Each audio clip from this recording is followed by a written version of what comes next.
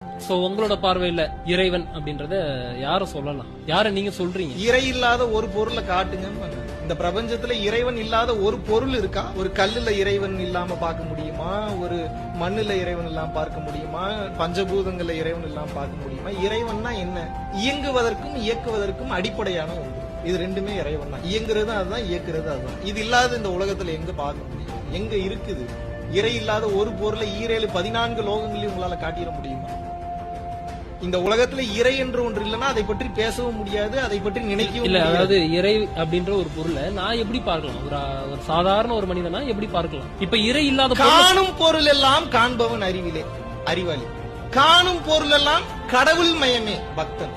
காணும் பொருள் எல்லாம் அணுக்களின் சேர்க்கையே ஆராய்ச்சியாளன்.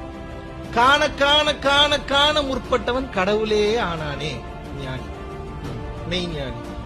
இப்ப நீ எப்படி பாக்குறன்ற பெர்ஸ்பெக்டிவ பொறுத்து அது அங்கேயே நிக்கணுமா, அது கண்டினியூ ஆகணுமான்றது இருக்கு. அதுக்கு மேல நீ கண்டினியூ பண்ணணும்னு விருப்பப்பட்டாலும் நம் மதம் அதுக்கு ஒன்னும் உங்களுக்கு தடை போடல, நம் மார்க்கம் ஒன்றும் அதுக்கு தடை போடல.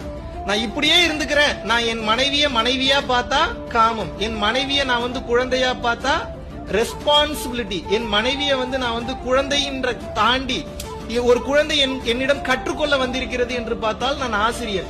என் மனைவி என்னிடம் காமத்தை கடந்து காதலை கடந்து கடவுள் தன்மையை என்னிடம் பார்க்கிறாள் என்றால் நான் குரு. என் மனைவி என்னிடம் கடவுள் தன்மையை கற்றுக்கொண்டு கடவுளாகவே அவ முயற்சி செய்ய விரும்புகிறாள் என்றால் அவள் எனக்கு கடவுள். நீங்க எப்படி பாக்குறீங்க உங்க மனைவி? நான் கடவுளா தான் பாக்குறேன்.